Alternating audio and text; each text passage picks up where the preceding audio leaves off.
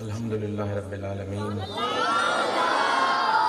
والعاقبۃ للمتقین والصلاة والسلام علی سید الانبیاء والمرسلین اما بعد فاعوذ باللہ من الشیطان الرجیم بسم اللہ الرحمن الرحیم وما یستوی الاعمی والبصیر صدق اللہ العظیم وصدق رسولہ النبی الکریم الامین ونحن علی ذلک لمن الشاہدین والشاکرین والحمدللہ رب العالمین۔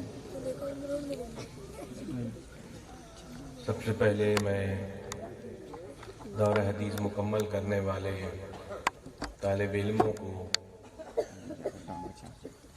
بخاری شریف ختم کرنے والے طالب علموں کو مبارکباد پیش کرتا ہوں،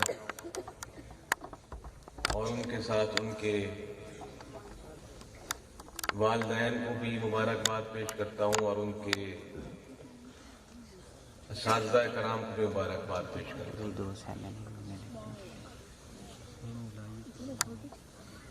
کسی عالم کا ماں باپ بننا بھی بہت بڑا مقام ہے، عالم بننا بھی بہت بڑا مقام ہے، اور کسی کو عالم بنانا بھی بہت بڑا مقام اور درجہ رکھتا ہے۔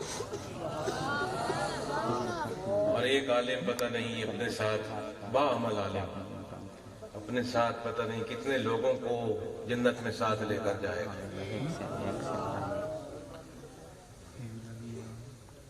دو چار باتیں اور آپ سے اجازت۔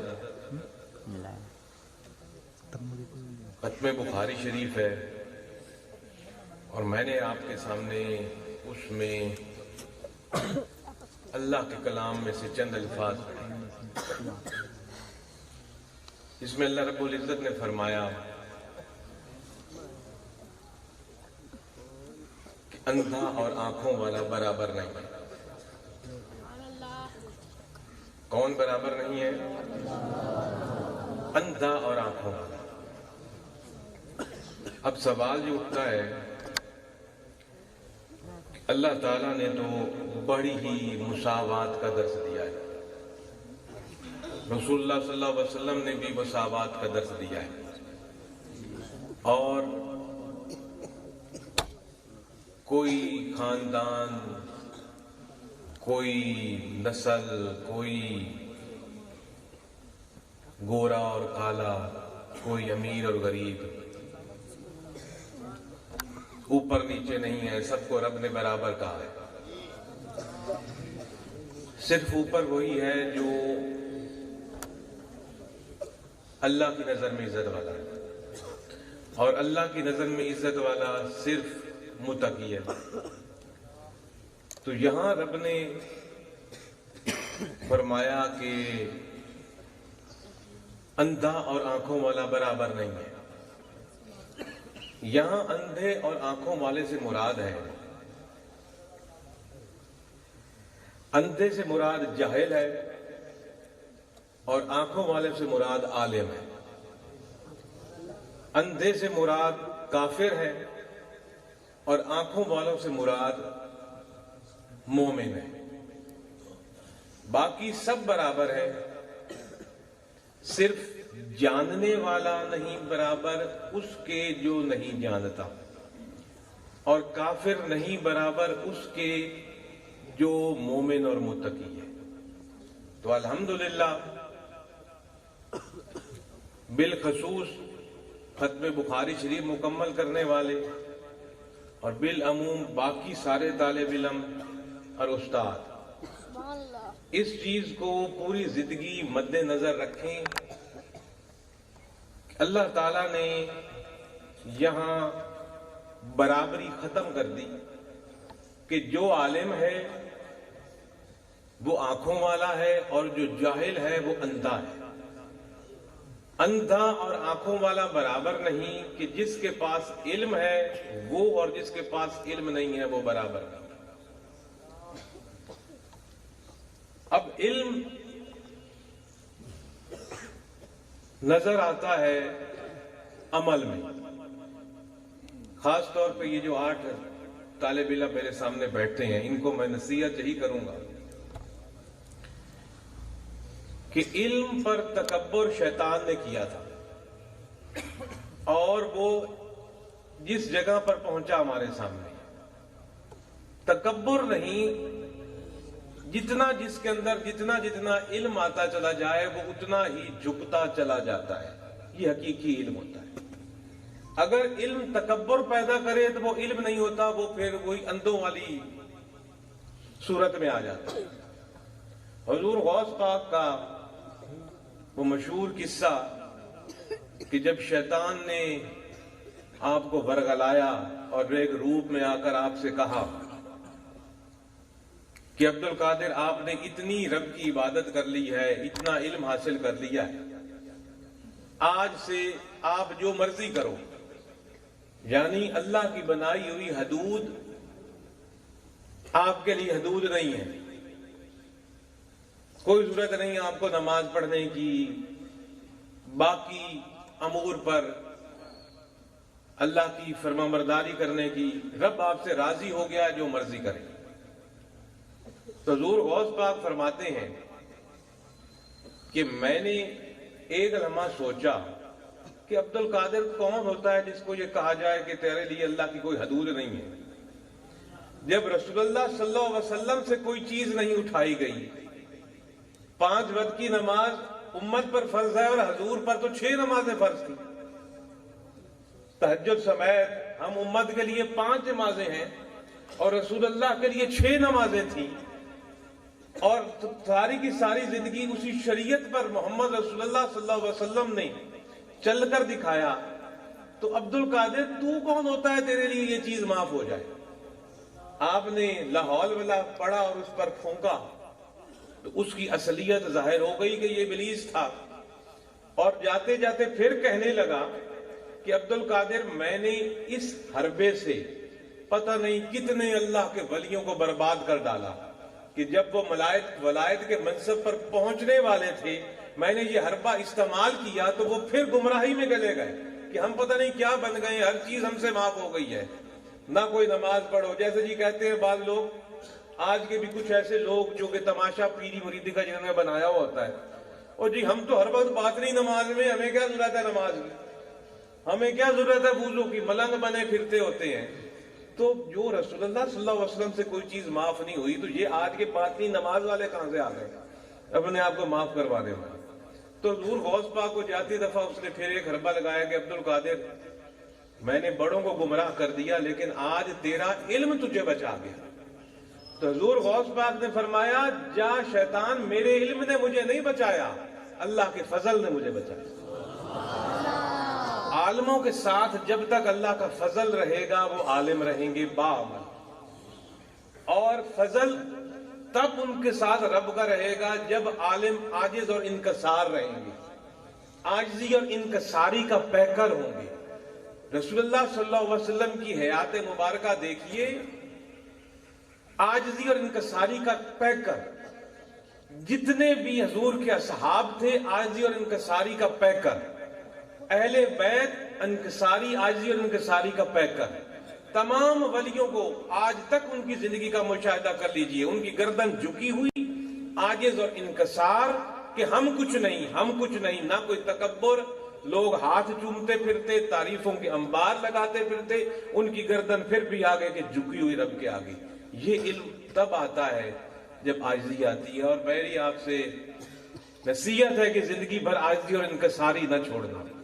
جس دن عاجزی اور انکساری آپ نے چھوڑی، آپ کی گردن میں سریہ آیا عالم کا، علم کا، اسی دن سب کچھ ختم.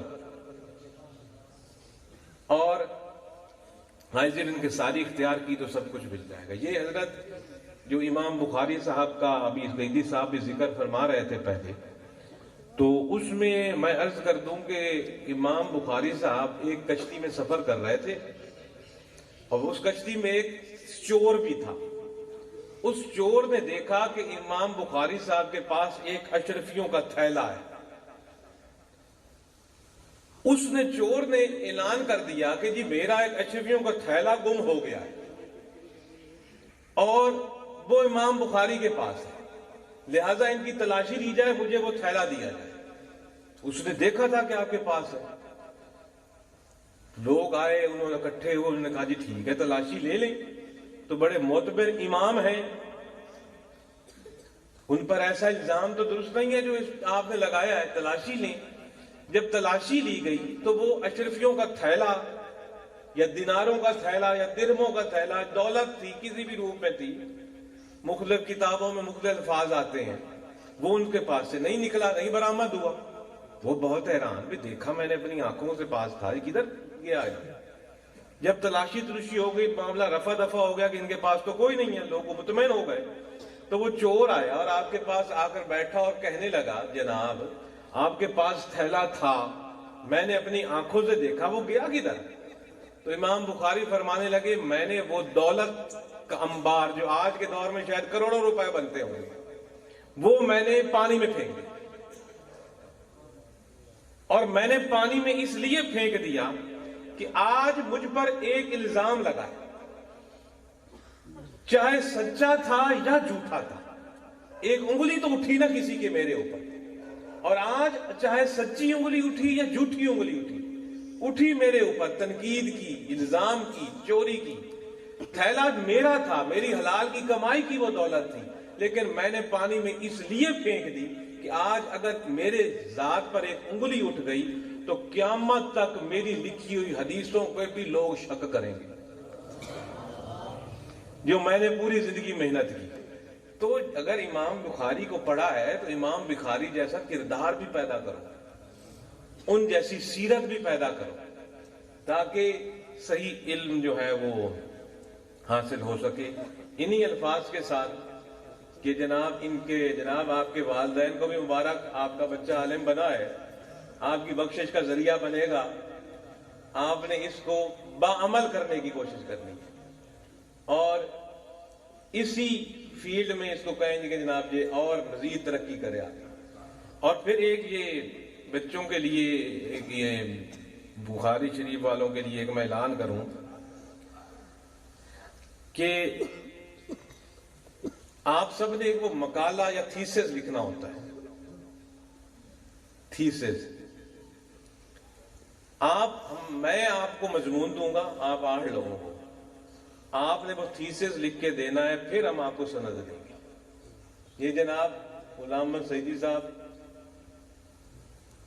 وہ ایک مقالہ کہیں، اس کو تھیسس کہیں یا جو بھی کہیں، پیپروں میں بھی ہوتا ہے ان لوگوں کے، تو ہمیں بھی آپ نے لکھ کے دینا ہے.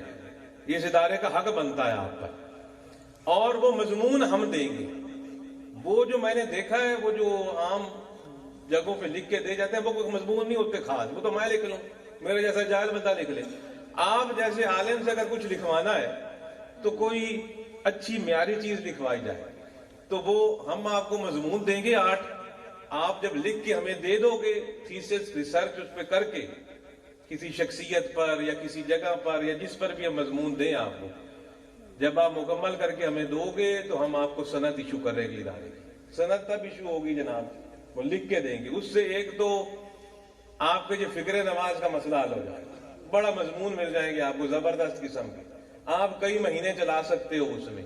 اور پھر ان لوگوں کا نام بھی جو ہے وہ روشن ہو جائے گا، فکر نواز میں بھی آ جائے گا، ان کی تحریر کا نام بھی، اور آتا رہے گا وقتاً فوقتاً. ایک ہی وہ تھیسس جو ہے ایک ہی شمارے میں جو نہیں پورا ہونا نا، کئی مہینوں میں چل جائے گا وہ.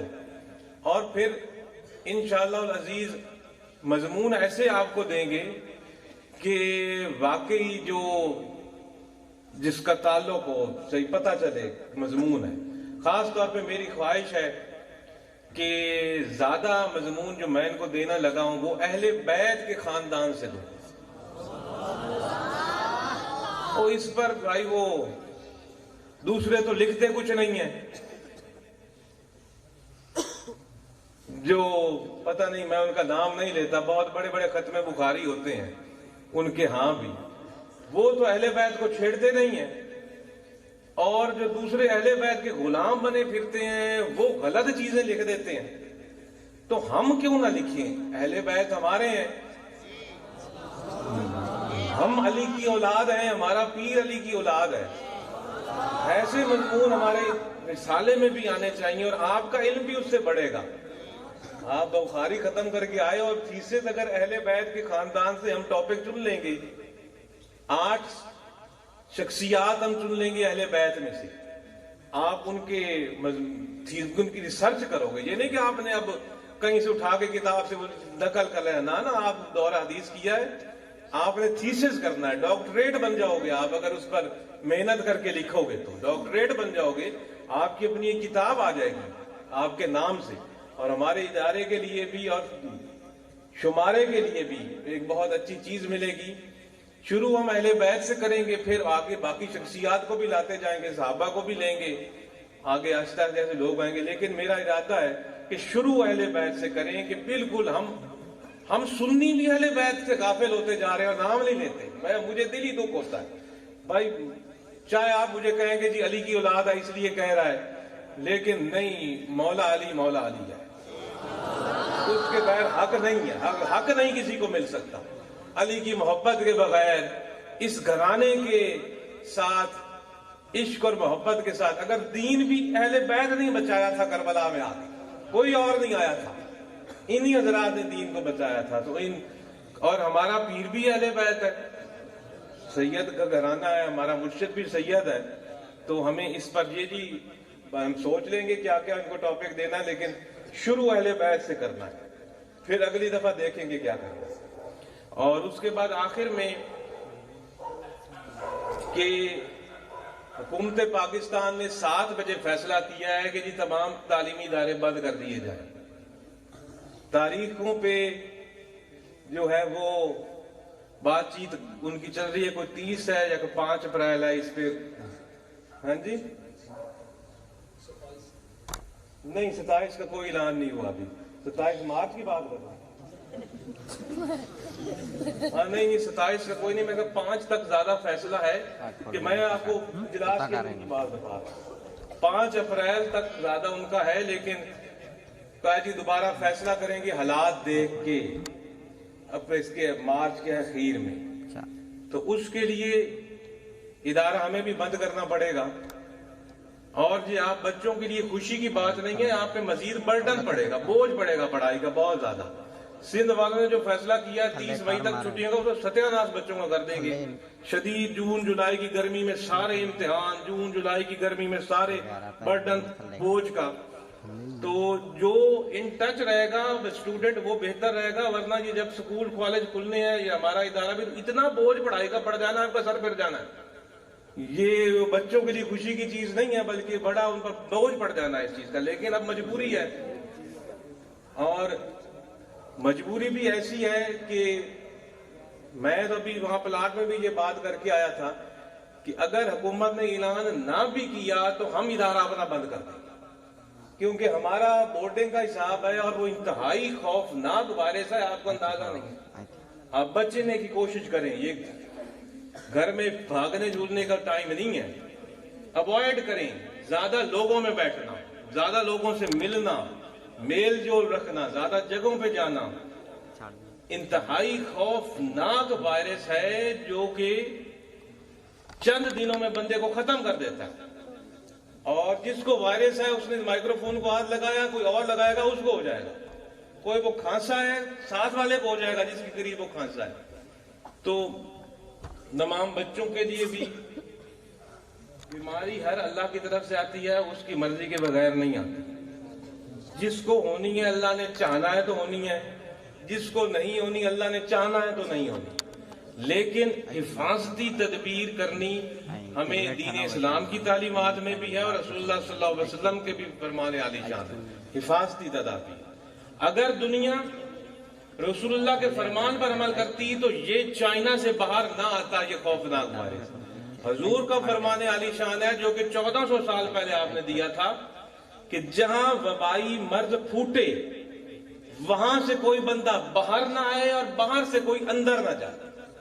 اگر اس پر یہ دنیا دسمبر میں عمل کر لیتی اور چین سے باہر کوئی نہ آتا اور چین میں کوئی نہ جاتا، جیسے اب آج کے دن چین میں بیماری ختم ہو گئی ہے، چین میں بیماری ختم ہو گئی ہے تو وہ بیماری آج ختم ہو جاتی. لیکن اب اس بیماری نے پوری دنیا کو پکڑ لیا ہے، ہر ملک کو پکڑ لیا ہے، اور اتنی خوفناک بیماری اس کا اندازہ نہیں ہے. یہ کوئی ہارٹ اٹیک یا دل کی بیماریاں جو کوئی چیز نہیں ہے اس کے آگے. اس کی حفاظتی تدابیر صرف 1-2 ہے، اس کے علاوہ کوئی ہے ہی نہیں.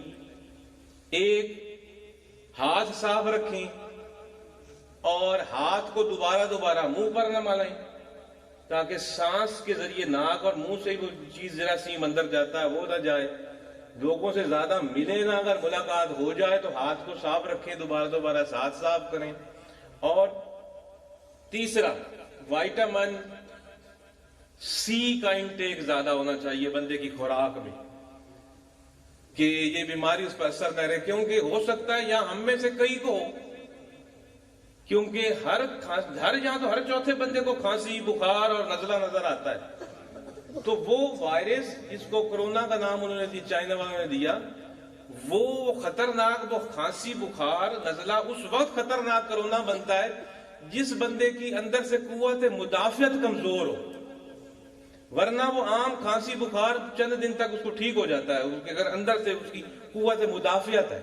جس کی قوت مدافعت کمزور ہے اس کو وہ پکڑ لیتا ہے، 5 دن میں اس کی علامات ظاہر ہوتی ہیں، اور زیادہ سے زیادہ بندہ 14 دن زندہ رہ سکتا ہے، اس سے زیادہ زندہ نہیں رہ سکتا۔ اس طرح کی تو بچے خاص طور پہ، میں یہ ویسے ادھر سے ادارہ کر کے سوچ کے آیا تھا کہ جی اگر گورنمنٹ نے اعلان نہ بھی کیا تو ہم ادارہ بند کر دیں گے۔ میں نے فیضان صاحب سے صبح بھی یہ کہا تھا کہ یہ بڑا رسک لے رہے ہیں، کہ جی دعوت دے رہے ہیں کہ جی اتنے لوگ ہو جائیں وائرس کا شکار تو پھر ہم اقدامات اٹھائیں، کچھ کریں۔ تو کیونکہ ہمارے پاس وسائل ہی نہیں ہے اس ملک کا، پاکستان کے پاس، کہ جہاں کچھ کر سکے۔ باہر کے ملکوں میں تو وہ جگہ کتنے سپرے ہو رہے ہیں، پورے گھروں کو انہوں نے سپرے کر دیا۔ چین کی ہمت تھی جس وائرس سے وہ نکلا ہے، وہ اور ملک ہوتا تو پوری کی پوری آبادی کروڑوں کی کروڑوں ختم ہو جانی تھی، اس اور کو ملک ہوتا۔ انہوں نے کس خوبصورتی سے اس بیماری کا سامنا کیا ہے، اور اب بھی لوگ کہہ رہے ہیں، وہ کہہ رہے ہیں ہمیں جس کی مدد ہے وہ ہم سے لیں، ہم نے تو قابو کر لیا، انہوں نے تو قابو کر لیا اپنے ملک کے اندر اس کو۔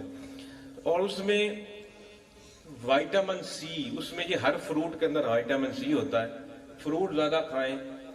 وائٹامن سی یہ گوشت میں نہیں ہوتا، باقی سب پھلوں اور سبزیوں میں وائٹامن سی ہوتا ہے، اس کو استعمال کرنا چاہیے قوت مدافعت کے لیے۔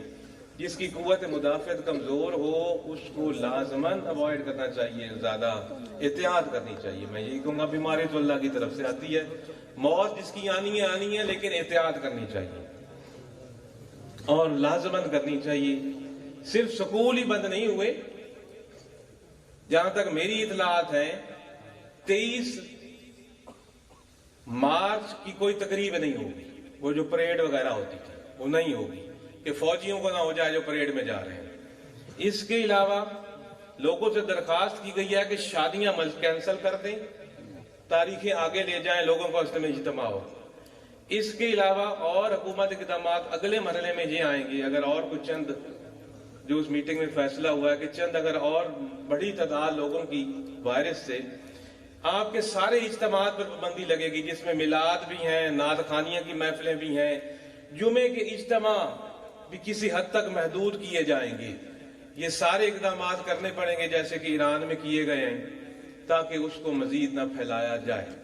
تو وہ اب ادارہ تو بند کرنا پڑے گا، یہ اب آپ اپنا حساب دیکھنا ہے، انہوں نے آپ نے کس طرح کرنا ہے۔ باقی جن لوگوں کے میٹرک کے امتحان ہو رہے ہیں، جو ہو رہا ہے پتہ نہیں کیا وہ طریقہ اختیار انہوں نے کرنا ہے، کس طرح کریں گے، لیکن آپ بچوں کے لیے مصیبت آئی ہے، تو فائدہ کوئی نہیں ہوا چھٹیاں سے، بلکہ مزید آپ پر بوجھ پڑ گیا ہے، زیادہ پڑھائی کا پڑ جانا ہے، کیونکہ اب سب اسی کے ساتھ ہی ہے، ساری دنیا کے ساتھ ہی۔